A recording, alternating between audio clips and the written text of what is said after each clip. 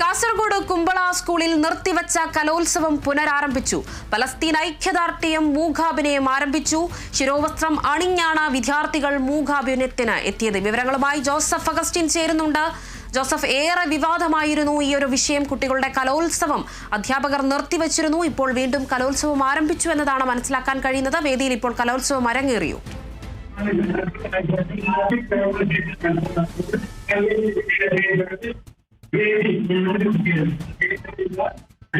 Joseph, എന്തായാലും ഇപ്പോൾ കലോത്സവം വേദിയിൽ അരങ്ങേറിയോ അതോ ഇനിയാണോ കലോത്സവം നടക്കാൻ പോകുന്നത്? ആ ഒരു കാര്യത്തെ പറ്റി വിവരം നൽകൂ.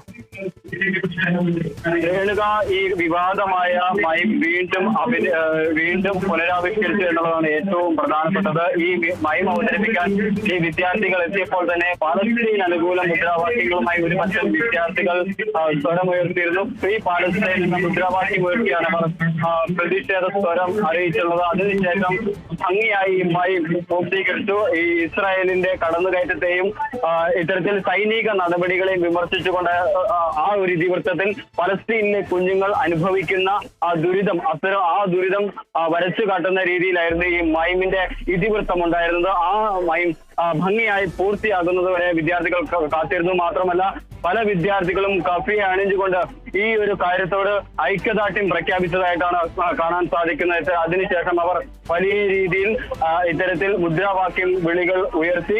അതിനുശേഷമാണ് ഇത്തരത്തിൽ ഈ സമാധാനപൂർവമായി ഇത്തരത്തിൽ ഈ മൂകാഭിനയം കഴിഞ്ഞിട്ടുള്ളത്. എന്തായാലും ഈ വിദ്യാർത്ഥികളുടെ ആശയത്തിന് ഈ വിദ്യാർത്ഥികൾക്കിടയിൽ തന്നെ വലിയ രീതിയിലുള്ള പിന്തുണ ലഭിച്ചിട്ടുണ്ട് എന്നാണ് ഈ ഘട്ടത്തിൽ മനസ്സിലാക്കാൻ സാധിക്കുന്നത്.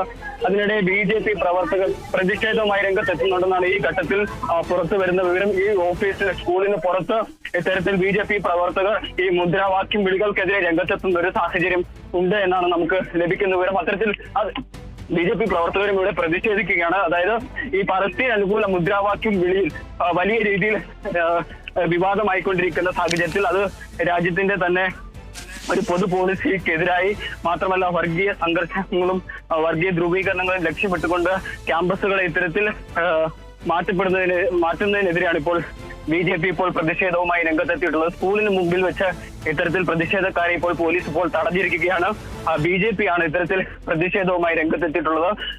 ഇതിന് പുറത്ത്, അതായത് സ്കൂളിന് പുറത്ത് ഈ സമരക്കാരെ ഇപ്പോൾ പോലീസ് ഇപ്പോൾ തടഞ്ഞിരിക്കുകയാണ്. രേണുക. ശരി ജോസഫ്, അതോടൊപ്പം തന്നെ ഈ അഭിനയം കഴിഞ്ഞ് മൂകാഭിനയം കഴിഞ്ഞ് പുറത്തിറങ്ങിയ വിദ്യാർത്ഥികളുടെ പ്രതികരണം എന്തെങ്കിലും ലഭിച്ചിട്ടുണ്ടോ നമുക്ക്? വിദ്യാർത്ഥികൾ പൂർണ്ണ തൃപ്തരാണ്. ഇത്തരത്തിൽ വീണ്ടും അവസരം ഒരുക്കിയതിൽ വിദ്യാഭ്യാസ വകുപ്പിനടക്കം നന്ദി അവർ ഇപ്പോൾ ഈ ഘട്ടത്തിൽ അറിയിച്ചിട്ടുണ്ട്. എന്തായാലും ഇത്തരത്തിൽ വീണ്ടും ഈ വിഷയം അവതരിപ്പിക്കാനായതിൽ വലിയ രീതിയിലുള്ള സംതൃപ്തിയാണ് വിദ്യാർത്ഥികളുടെ ഭാഗത്ത് ഇപ്പോൾ ഉണ്ടായിരിക്കുന്നത്. രേണുക.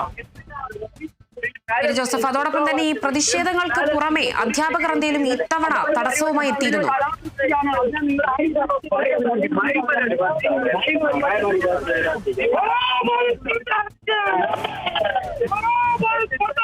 കാസർഗോഡ് കുമ്പള സ്കൂളിൽ നിർത്തിവച്ച കലോത്സവം പുനരാരംഭിച്ചു.